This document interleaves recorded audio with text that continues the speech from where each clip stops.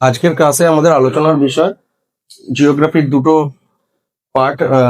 ভারতীয় স্টেট, দুটো স্টেট, তো একটা মধ্যপ্রদেশ, একটা মহারাষ্ট্র। তো ইম্পর্টেন্ট তথ্যগুলো আমরা নিয়ে নিই।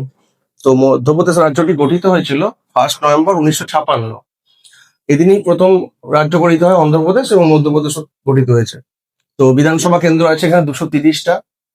আর রাজধানী হচ্ছে ভোপাল, হাইকোর্ট জব্বলপুর, আইনসভা হচ্ছে 1 কক্ষ বিশিষ্ট, মানে শুধু বিধানসভা আছে। মূল ভাষা হচ্ছে হিন্দি।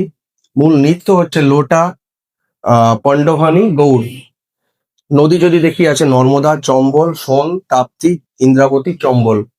প্রধান শস্য ধান, গম, তৈলবীজ। খনিজ হচ্ছে লৌহ আকরিক, কয়লা, হীরা। তো এখানে একটা মাত্র হীরার খনি আছে, পান্না। তো এটাই ভারতের সব থেকে বড় হীরার খনি। এরপরে যদি দেখি বিমানবন্দর হচ্ছে ভোপাল, ইন্দোর, জব্বলপুর। জেলা আছে 555টা। লোকসভা কেন্দ্রের সংখ্যা 29টা। আর এটা ভারতের দ্বিতীয় বৃহত্তম রাজ্য। এই হয়ে গেল মধ্যপ্রদেশ সম্পর্কে তথ্য। আর মধ্যপ্রদেশে কোনো বন্দর নেই, কারণ ওটা তো ল্যান্ড লক স্টেট, একটা বন্দর নেই, বিমানবন্দরই আছে। তো এবারে চলে আসছি মহারাষ্ট্র। মহারাষ্ট্র রাজ্যটি গঠিত হয় 1 মে 1960। এরপর যদি দেখি রাজধানী, এর রাজধানী মুম্বাই, আমরা সবাই জানি। হাইকোর্টটাও মুম্বাই। ভাষা হচ্ছে মারাঠি, আর কিছু লোক হিন্দিতে কথা তো বলেই। নদী হচ্ছে ভীমা, কৃষ্ণা, গোদাবরী। নৃত্য যদি দেখি তামাশা, লাভানি, মৌনি, ডাহিকলা।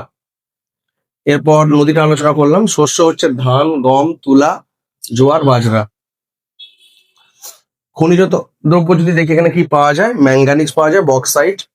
আর শিল্প যদি দেখি ফিল্ম, তৈল শোধনাগার, আর এই বস্ত্র বয়ন, ইঞ্জিনিয়ারিং শিল্পর মধ্যে পড়ে যাচ্ছে। তারপর যদি দেখি বন্দর, বন্দর হচ্ছে মুম্বাই, জওয়াহরলাল নেহরু হচ্ছে মেন বন্দর। এছাড়াও অপ্রধান বন্দর অনেকগুলি আছে। বিমানবন্দর যদি দেখি মুম্বাই, নাগপুর, পুনে, সোলাপুর। জেলা আছে এখানে 36টা। লোকসভা কেন্দ্র 48টা। আর আইনসভা এখানে দ্বিকক্ষ বিশিষ্ট, মানে বিধানসভা, বিধান পরিষদ দুটোই আছে। আর বিধানসভা কেন্দ্রের সংখ্যা 288টা।